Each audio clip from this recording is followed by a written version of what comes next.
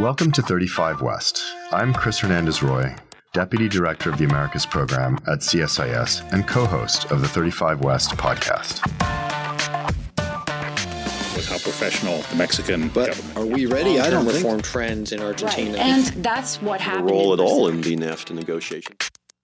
Hi, I'm Chris Hernandez-Roy, Senior Fellow and Deputy Director of the Americas Program at CSIS. President-elect Donald Trump on November 25th said that the day he takes office on January 20th, he would charge Mexico and Canada a 25% tariff on all products coming into the United States, and that the tariffs would remain in place until such time as the flow of drugs, in particular fentanyl, and illegal immigration into the United States are stopped. The announcement created serious concern in both Canada and Mexico, given the highly integrated nature of the North American economy following 26 years of unimpeded trade between the countries under the North American Free Trade Agreement, or NAFTA, and a further 5 years in counting under the United States-Mexico-Canada Agreement, or USMCA, renegotiated by President Trump during his first administration. A reality starkly evident in the fact that nearly 80% of both Canadian and Mexican exports are sent to the United States. The tariffs would be illegal under USMCA. Nonetheless, if imposed, they would create havoc on the Canadian and Mexican economies and would do damage to the U.S. as well.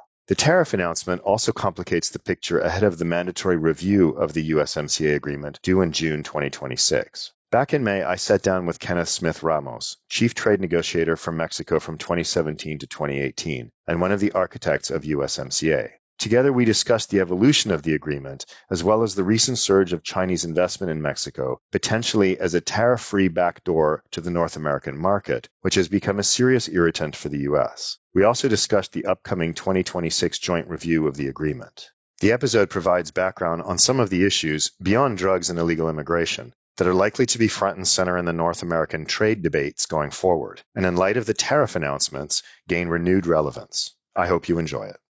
Last year, U.S. trade with Mexico grew to nearly $800 billion, leaving Mexico to surpass both Canada and China as the United States' #1 trading partner.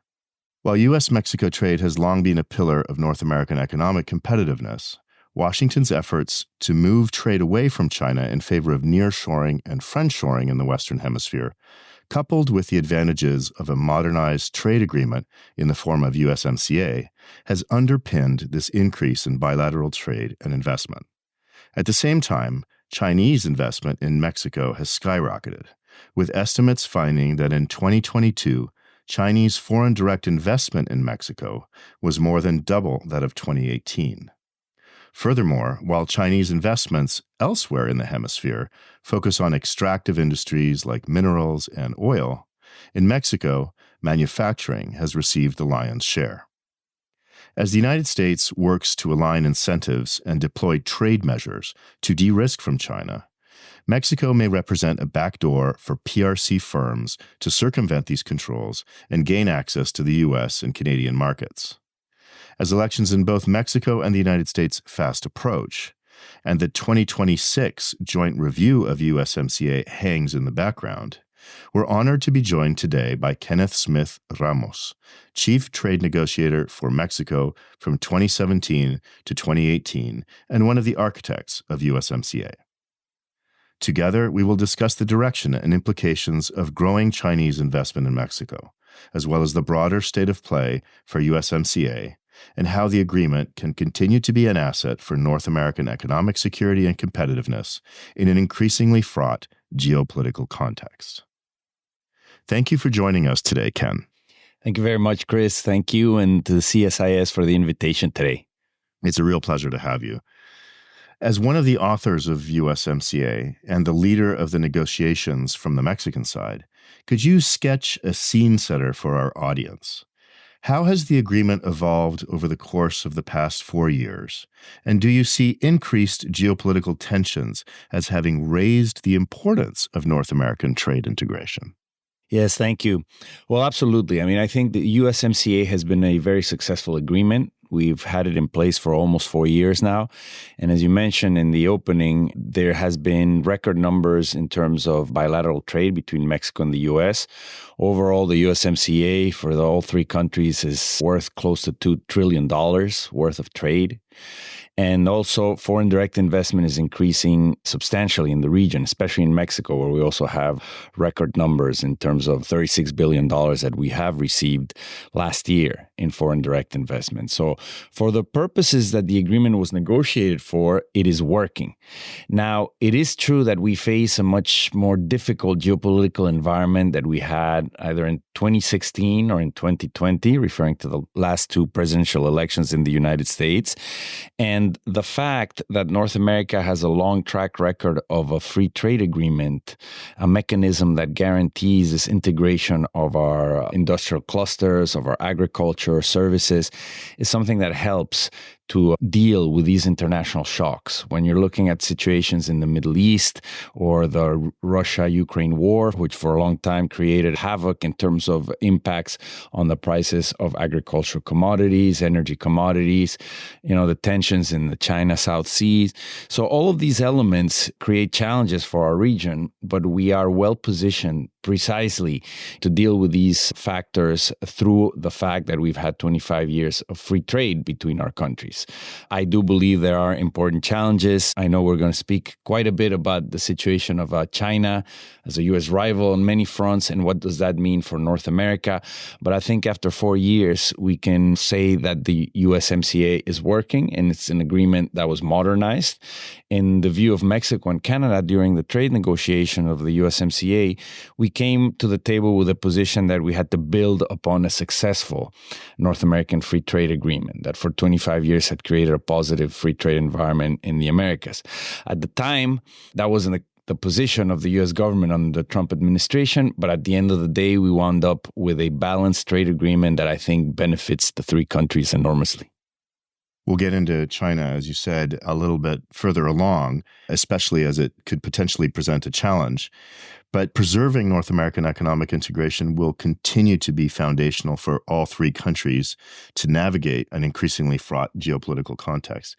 Since the new agreement, USMCA, as you said, replacing the previous NAFTA agreement, since it came into force, what do you see as being the key challenges facing the agreement? What areas should the three countries focus on in order to build a more competitive North America? Yes, there's a couple of areas there that were not addressed in the USMCA negotiations, which I think is important.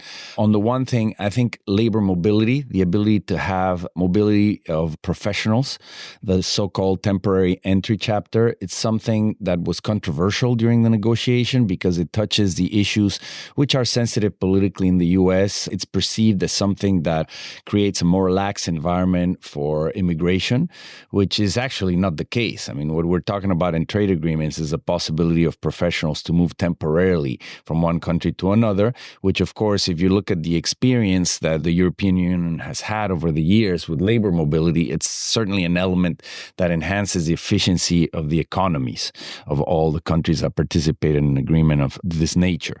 So I believe that that's an area that we could work on, definitely strengthen, but the political reality is that right now the discussion between Mexico and the U.S. when it comes to the movement of people centers a lot on the issue of undocumented migration and the issue of the so-called immigration crisis at the border.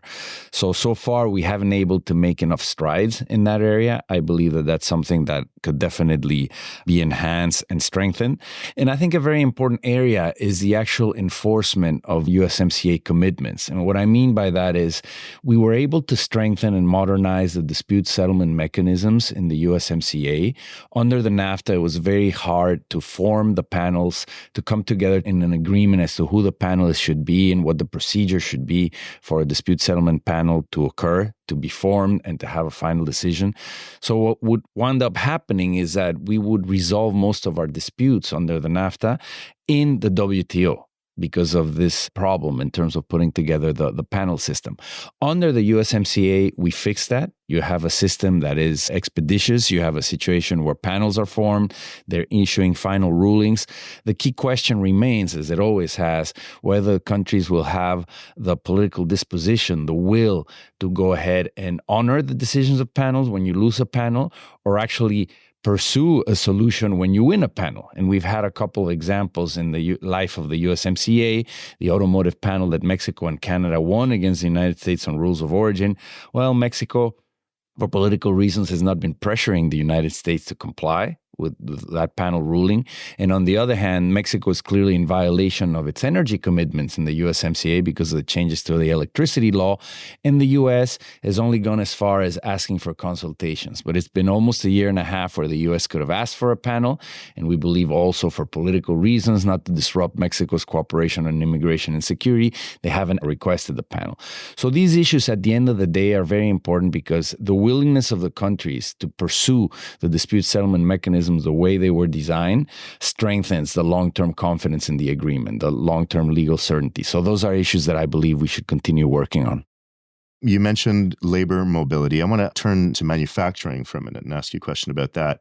We've seen increasing interest from U.S. investors in Mexico as a destination for strategic manufacturing and technology efforts, especially in the case of EVs and semiconductors. In your opinion, how prepared is Mexico to take on a greater role in these more advanced manufacturing sectors? Well, as you know, Mexico has built over the years, thanks to the NAFTA, a world-class manufacturing platform with a young, skilled workforce. And we have become leaders in the production and export in many key sectors, such as automotive, which includes, automotive vehicles, but also auto parts and components, aerospace, machinery and equipment, electronic equipment, medical equipment as well.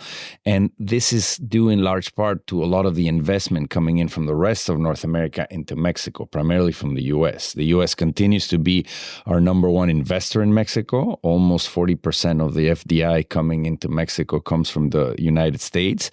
But it's interesting that we've had more of a diversification. So since the USMCA came into effect, since it became clear that NAFTA was not going to collapse, as it seemed for a few months there in 2017, there's been growing confidence in the long-term certainty of investing in Mexico. And that has certainly helped Mexico move up the technology chain to engage in processes which are gradually less reliant on labor-intensive processes and more into high-tech. So I think in order for Mexico to make the leap, the necessary increase in technological capabilities to be able to receive investment and maintain it in sectors of the future, such as semiconductors, high-tech medical equipment, lithium batteries, Mexico has to continue working on presenting itself to the world as a country that's open for investment, that creates certainty in the long term, protection of IPR, for example, on patents and innovation, so that the investments continue to come in, not just from the US and Canada, but also from Europe and from Asia to strengthen some of these key sectors. This year, both Mexico and the United States, Mexico, in fact, next month, will choose new presidents. What are some areas of common ground the two countries should focus on, which could help further trade cooperation regardless of who the victors are in both elections? Sure. And this is somewhat related to your previous question because Mexico can increase its capabilities to attract investment, to strengthen its technological know-how precisely by working in cooperation with its North American partners. And that should be a priority for the next administration, certainly in Mexico. We still have, despite these record numbers of investment coming into Mexico, we have important structural impediments that prevent us from doubling the amount of foreign direct investment. We should be receiving over $60 billion instead of being at around $36 billion. We should be receiving at least as much FDI than Brazil is receiving. But we have important domestic challenges in terms of the access of energy, the electrical grid, basically the ability to produce and provide sufficient energy, especially electricity, natural gas, for all of these companies that are setting up shop in Mexico and for the Mexican population. But also we need to have investment in transmission and distribution of electricity throughout the country. And this will certainly require cooperative work with the U.S., with Canada, facilitating the entry of companies in the energy sector that are allowed by our changes in our constitution in 2013 to participate actively in power generation, in oil and gas exploration, and operating marine terminals.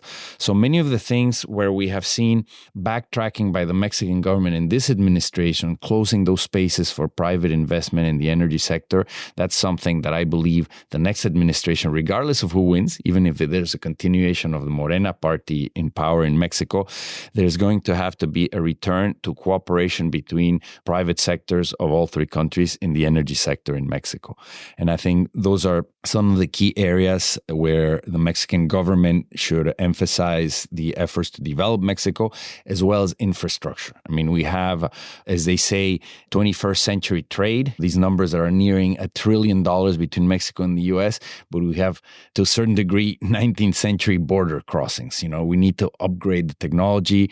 We need to build new border crossings and strengthen our ability on railways and on maritime ports if we are going to be able to take advantage fully, not just of the USMCA, but of the nearshoring phenomenon, because companies are investing in Mexico for the domestic market, but also as a springboard to enter the United States, to enter Canada, or to be able to enter the 50 countries with whom we have 14 free trade agreements. So infrastructure development is very important in the future for Mexico. Infrastructure, and you mentioned energy, North American energy integration. Is that a subject for future USMCA discussions? Absolutely. As a matter of fact, it was during the USMCA. We had been working prior to the victory of the elections in 2018 by Andrés Manuel López Obrador. Mexico, Canada, and the U.S. had put together a very robust chapter on energy integration and cooperation. As you may recall, once the president was elected, López Obrador, his team on trade came into the negotiations and worked on some key elements alongside the outgoing administration to try to close the agreement. And that chapter on energy integration was sort of put aside for Mexico. And we were left with a very short chapter, which essentially talks about Mexican sovereignty and hydrocarbon resources belong to the Mexican nation, which is a fact by our constitution, which, by the way, that doesn't mean that we don't have energy commitments, which has been the source of the dispute on energy with the United States. But essentially, that chapter on integration, what it included interesting elements which are now captured in a side letter between the U.S. and Canada within the USMCA, which talks about exchange of information between regulators, utilizing international standards when it comes to regulating the energy sector, focusing on interconnection of grids, for example, on electricity or pipelines, on natural gas, etc. I think in the future, we should return to that. I know it's a sensitive issue politically for the current administration in Mexico, but I repeat, even if Morena repeats in the government next time around, of course, if the opposition wins, it'll be easier, but we need to have a vision of opening up the energy sector further so that there can be private investment, because that is the biggest challenge that we have in Mexico. You have huge indebted state monopolies such as Pemex with a debt of over $100 billion. It is untenable to continue for the government to subsidize with taxpayer money something that is really by itself not going to yield the necessary results to develop the energy sector. So I do believe that is one of the biggest priorities, and we should, perhaps not in the review of 2026, we will be talking about what that means, but certainly moving towards a more cooperative environment and openness of the energy sector in Mexico. Excellent. We teased our listeners a minute ago or a few minutes ago that we would start talking about China. The pandemic helped accelerate a reorientation of supply chains from the global to the regional, with renewed emphasis being placed on concepts like nearshoring and friendshoring to suggest the United States double down on trade within its shared neighborhood. However, it seems that while the U.S. has been hard at work erecting what National Security Advisor Jake Sullivan has described as a, quote, small yard, big fence, unquote, aimed at keeping Chinese investment and influence out of strategic sectors, Mexico may represent a backdoor for the PRC to maintain influence. Ken, in your opinion, how significant is the recent boom in Chinese investment in Mexico? Well, it's interesting because definitely the issue of China is without a doubt the big elephant in the North American room, so to speak. Mexico receives a lot of foreign direct investment, as we have mentioned, primarily between 35 and 40% from the U.S. We have some countries in the European Union, which have been traditionally very strong investors in Mexico. The former member of the European Union, the UK, but also Germany, France, Spain. From Asia, we have large investors. Japan is number one from Asia, investing in Mexico. South Korea, number two. But increasingly, over the last 5 years, we have seen a growth in Chinese investment, as you mentioned. In fact, since 2015, this has multiplied 5 times in terms of the investment from China coming into Mexico, China and Hong Kong. But it's interesting because traditionally, and even now, compared to what China invests in the rest of the world, they have invested very little in Mexico.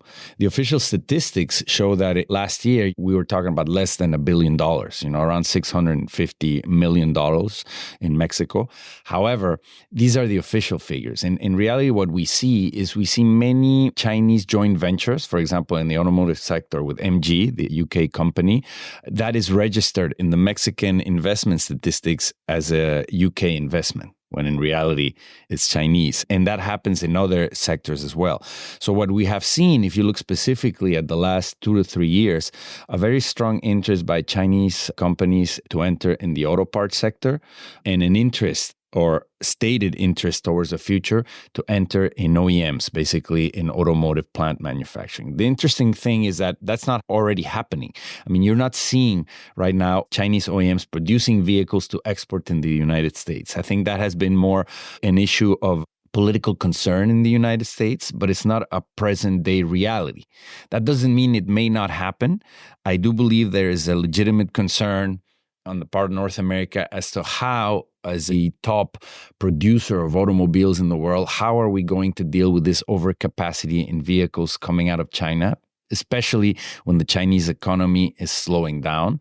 So people are consuming less of these goods in China, and therefore China is looking to export, not just vehicles, but key inputs such as steel, aluminum, machinery, and equipment. So it is legitimate to be concerned as to how we are going to be competing with the region. And I do believe that it's already a political issue in the U.S. to what degree Chinese investments in Mexico would be looking to evade specific restrictions that the U.S. has imposed on China. Now, what I can tell you is that Mexico is a country that's open to foreign direct investment from all countries in the world, and this brings benefits to Mexico.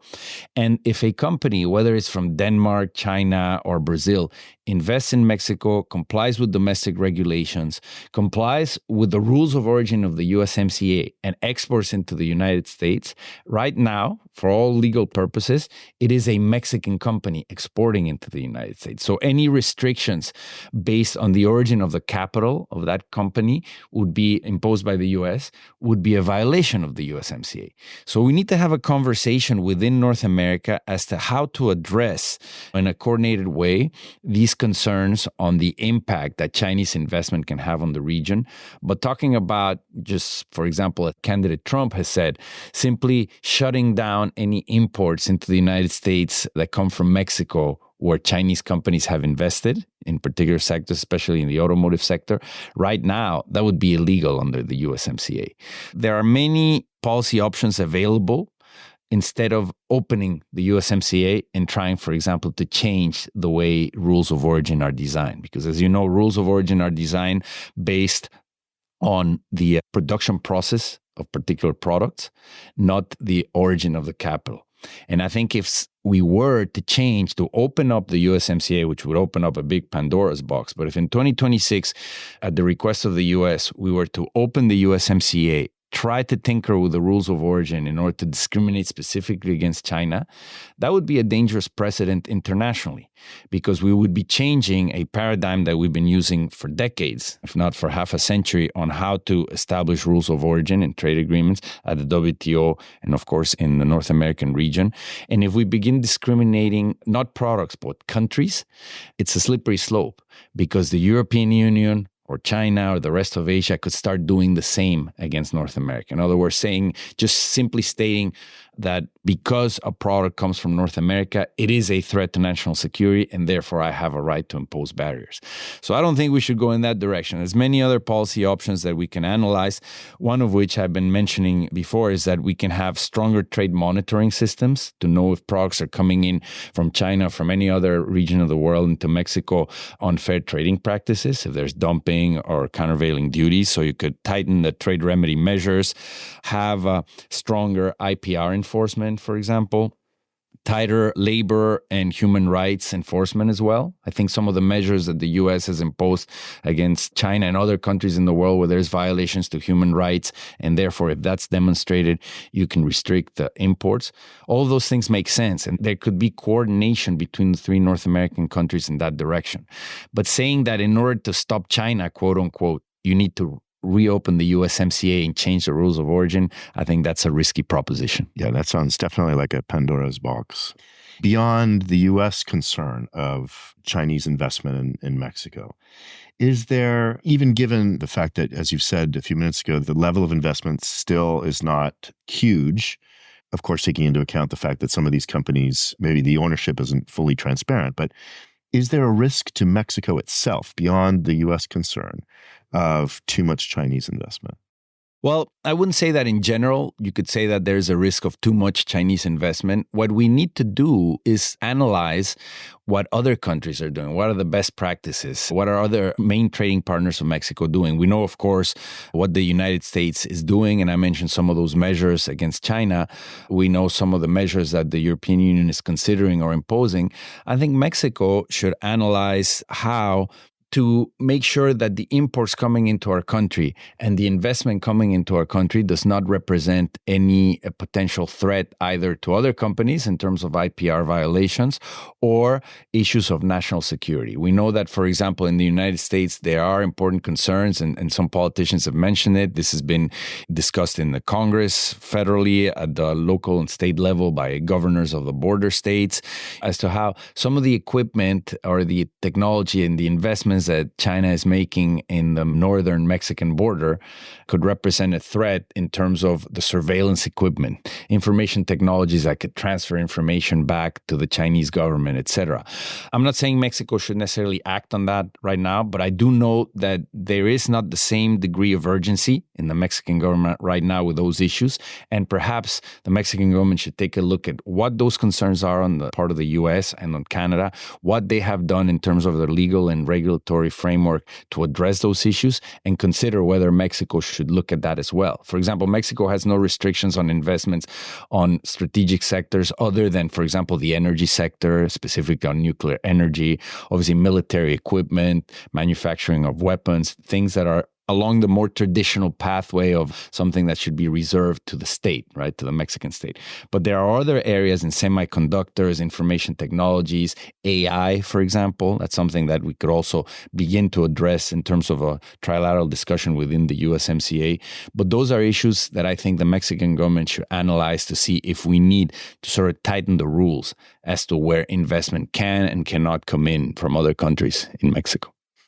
One thinks of USMCA, there's a lot of thought put into the relationship between, on the one hand, Mexico and the United States, and on the other hand, the relationship between the United States and Canada.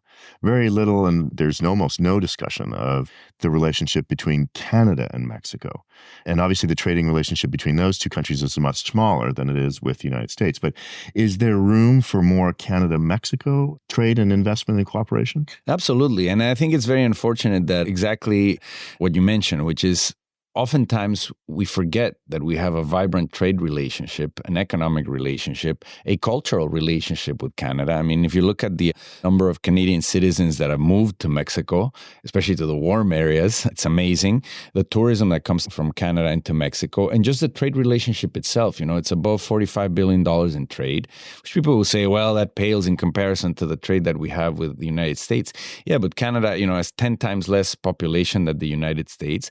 But in certain provinces and in certain areas of Canada, you have a purchasing power that it's above the average GDP per capita in the United States. So you have a situation where, in addition to that, there is a production patterns in the US and Canada that are similar. When it comes, for example, agricultural products, you know, Canada buys a lot of fresh produce from Mexico because Mexico can produce it during the entire year. Canada cannot.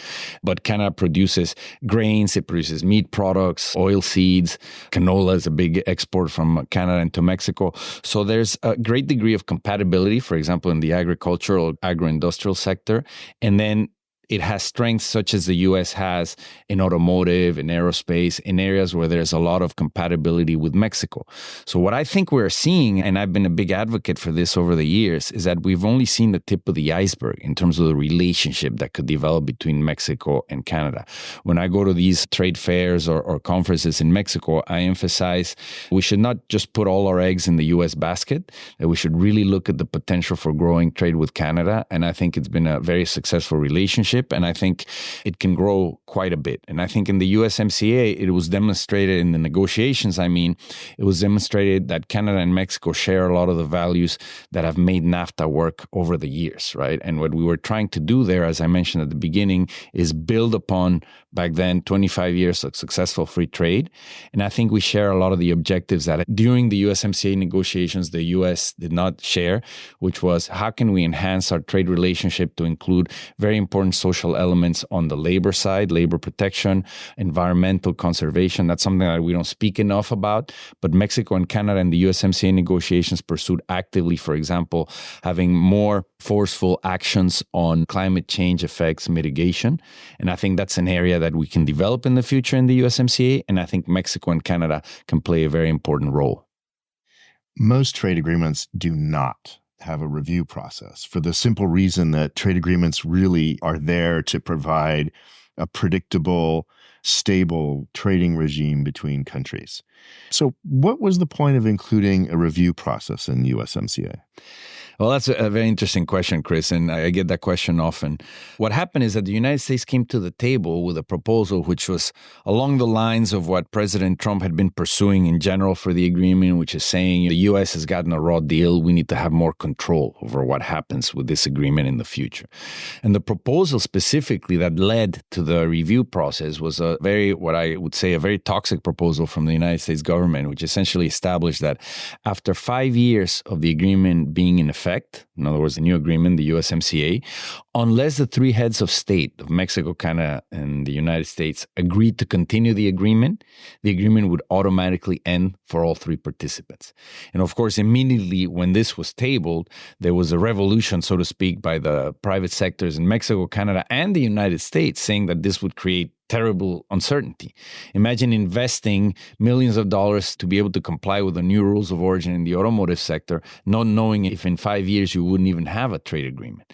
So we were able, along with Canada, to work to dilute that, to take that off the table. And at the end of the day, what we wound up is with a mechanism which can be very positive, which is actually something we didn't have in the NAFTA, which is having this periodic review. And the language is wide enough or vague enough, if you want to look at it from that perspective, on purpose. It says that there will be a review every 6 years, that the ministers in charge of trade can bring recommendations as to how the agreement can be improved in terms of its implementation. You must remember that there's a lot of decisions that they get taken regarding the USMCA that do not have to go to the legislatures, that do not require reopening the agreement, administrative decisions on the procedures of how the panels work, decisions having to do with how the working groups on phytosanitary measures or investment, etc., work, and doesn't necessarily mean it's a renegotiation. But that language was the result of that original position where the U.S. said after 5 years, the agreement is done unless I agree that it continues.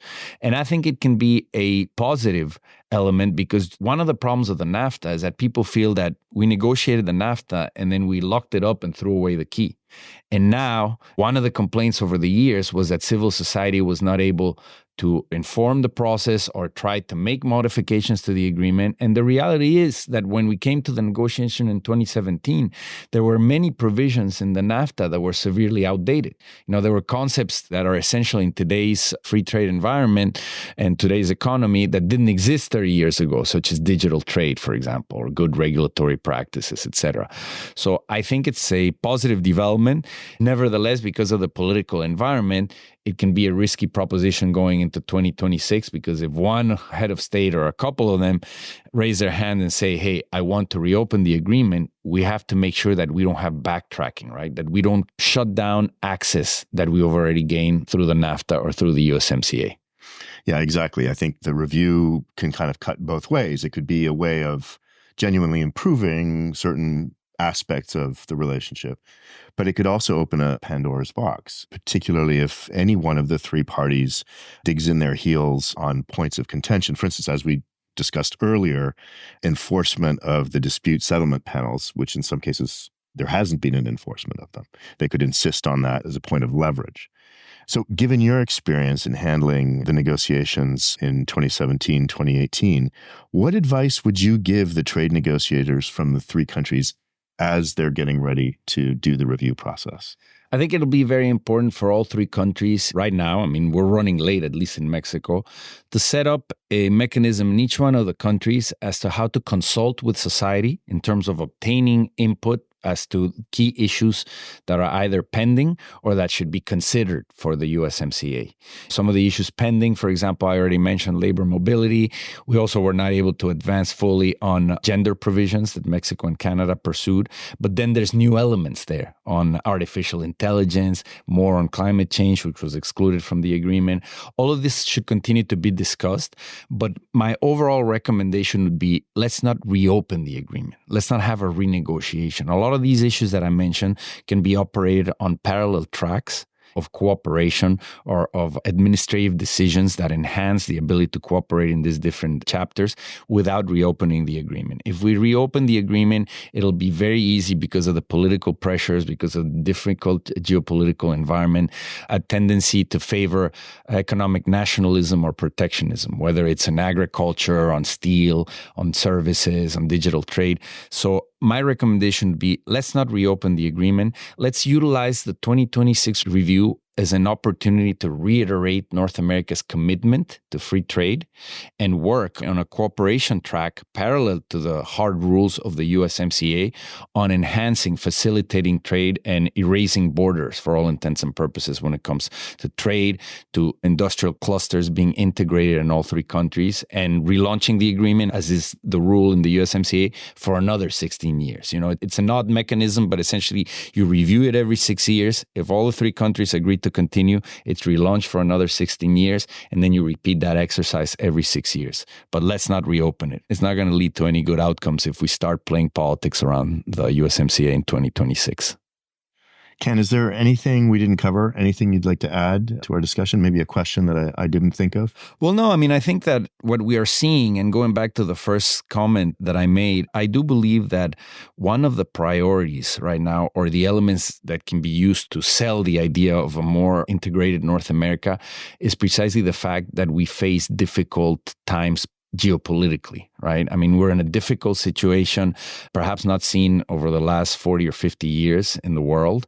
And I think those countries that are able to strengthen cooperation, to strengthen free trade with their neighbors, with their top trading partners, will be in a better position to increase security in their region. And by security, I mean, of course, physical and military security, but also food security. We saw during the pandemic the growth of agricultural trade between Mexico and the U.S.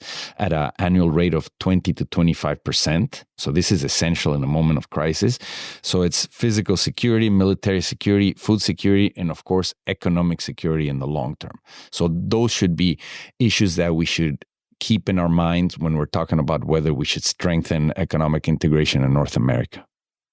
Ken, thanks for joining us on 35 West. We really appreciate you taking the time to speak with us today. Thank you very much, Chris. It's been an honor. And that's it for this week's edition of 35 West. We hope you enjoyed listening.